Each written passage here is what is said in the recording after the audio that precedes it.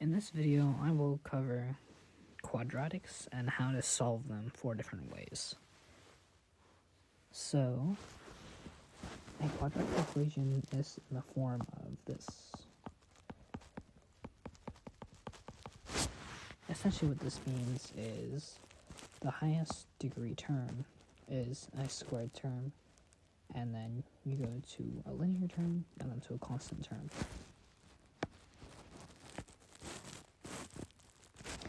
Quadratics will look pretty much like anything that has like an x squared, so something like this.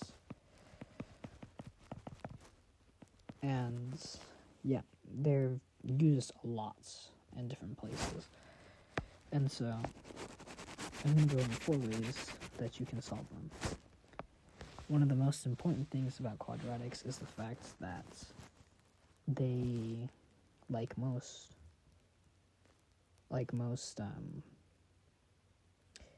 equations will have, or like absolute value equations will have 2 solutions.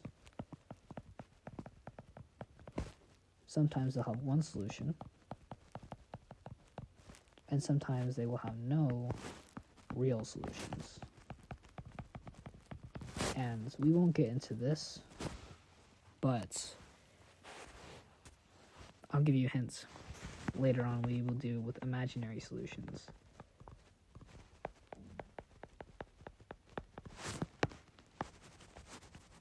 Those don't exist for absolute value, though. Only for quadratics.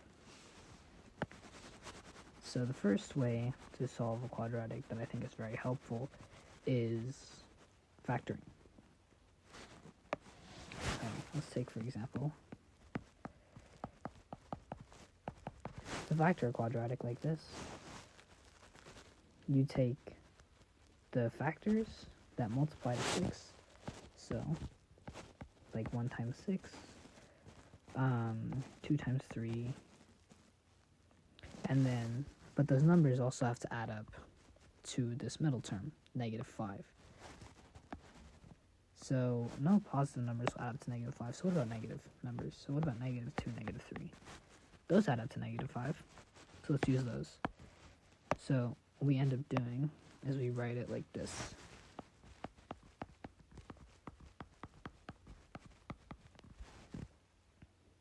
And you'll notice, if you plug in x equals 2, that will make this 0.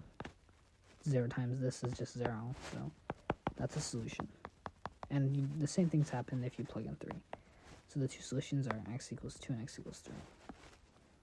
And if you're wondering why I was able to factor this into this, well, let's just multiply these 2. Well, that's just x squared. That's just 3x. That's 2x. And then -2 times -3 is 6. Boom. And that's how you factor. That's how you solve by factoring.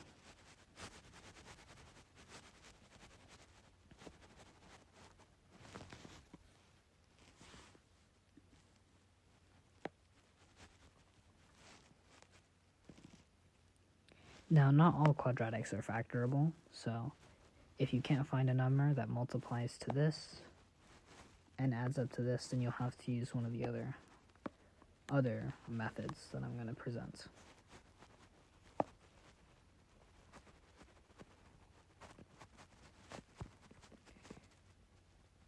Another method that's nice is just using square roots, so something like this. This is very nice. I can just square root both sides. When you do square root, though, there's a special symbol you have to remember, and that is plus or minus. That's because -7 squared is also equal to 7.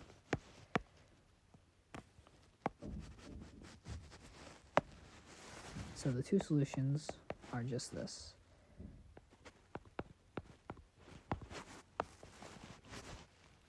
This only works, though, if you have the quadratic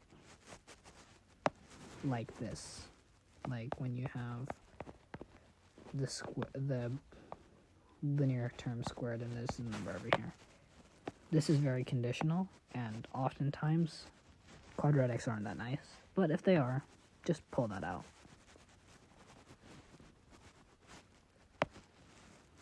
I would say the most advanced method for solving quadratics would be completing the square.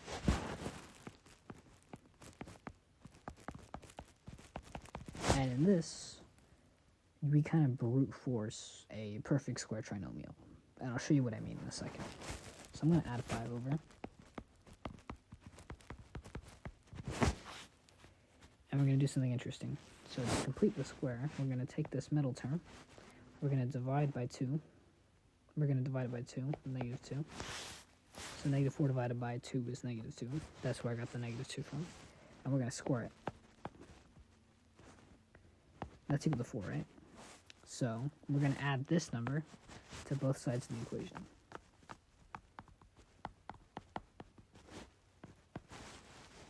And then 5 plus 4 is 9. Now you'll notice.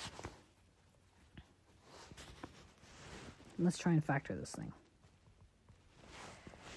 So two numbers that multiply to 4 and add up to negative 4. Oh, look at that. That's the same thing as this, right? That's also the same thing as this. This has now become a really nice equation, because now we can just take the square root.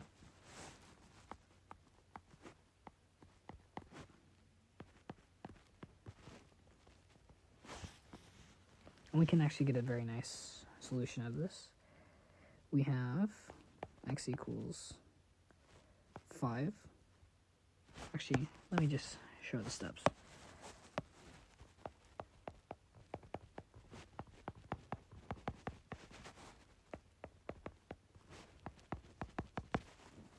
Boom. And just like that, we can solve a quadratic. Now there's one more. There's one more method for solving quadratics. And this is the, for some people, dreaded quadratic formula.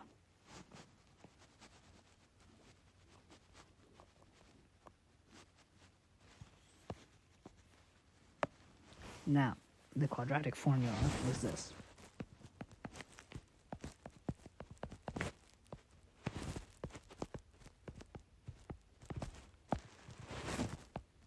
Oh, and this is assuming the quadratic is in this form.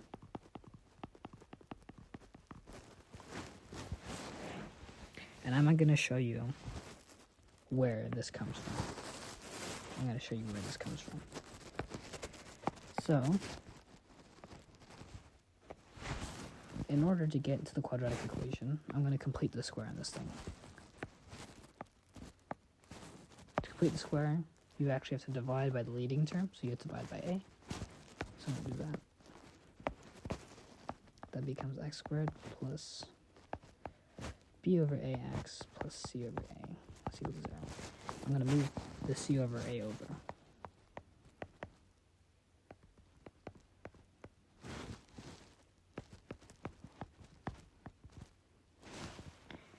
I'm going to take b over a.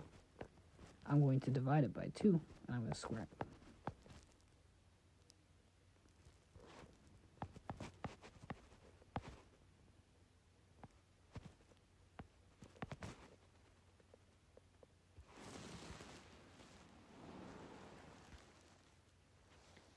And then I'm going to add it to both sides. And then actually,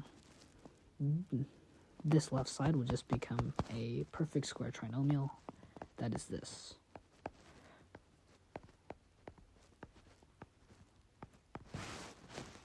And then this will just become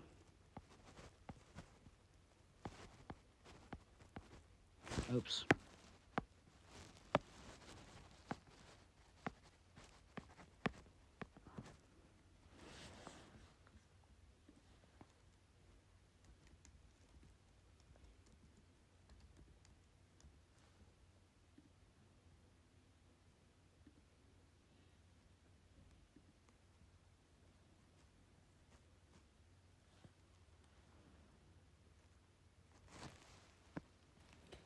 And now we can take the square root.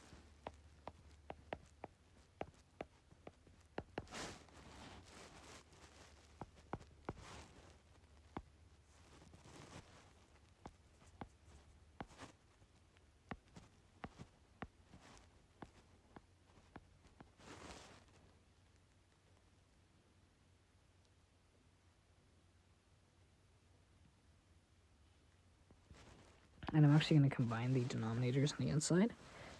So, multiply by 4a, and that becomes b squared minus 4ac on the inside, and this denominator is just 4a squared.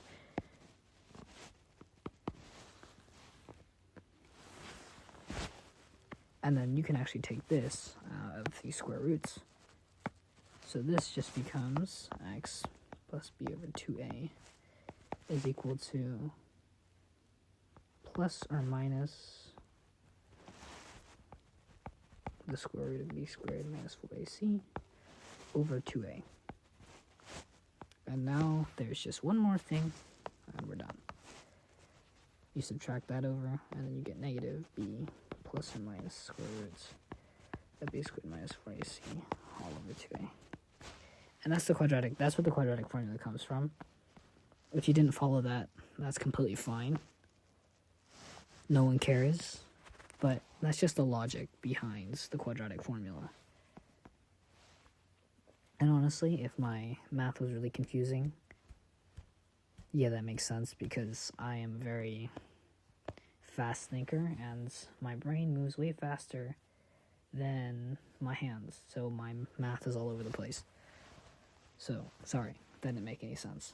But that's the derivation of the quadratic formula. You don't have to memorize what I just did, but you will have to memorize this formula.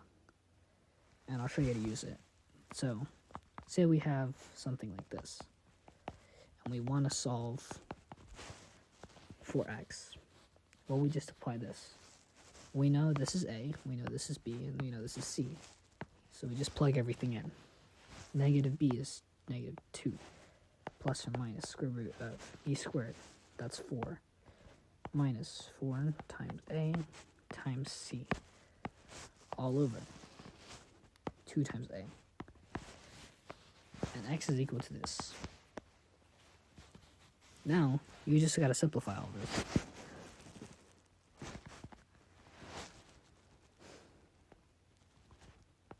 Four minus, what is that? 12 times 5 is 60, right?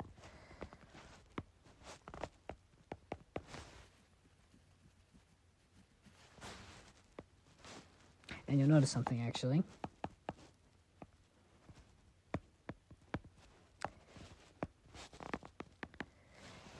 We have no real solutions in this case, because we have the square root of a negative.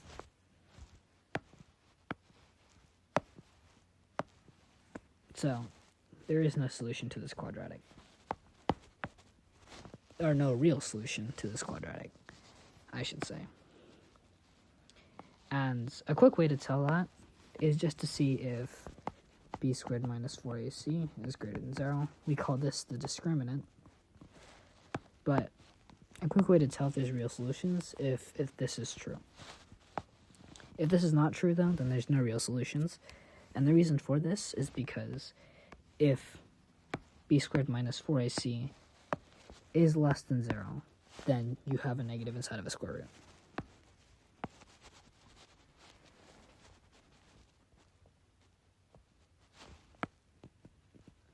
But I'm going to show you that this equation does in fact work, and we'll use it on one of our previous examples. This was the completing the square one we did a while ago, except it's not even here. Okay. But, anyway, let's try it. Negative b, 4 plus or minus square root b squared, that's 16, minus 4 times a is 1, times c, all over 2a, 2. Simplifying all that, what is this, 16 plus 20, all over 2.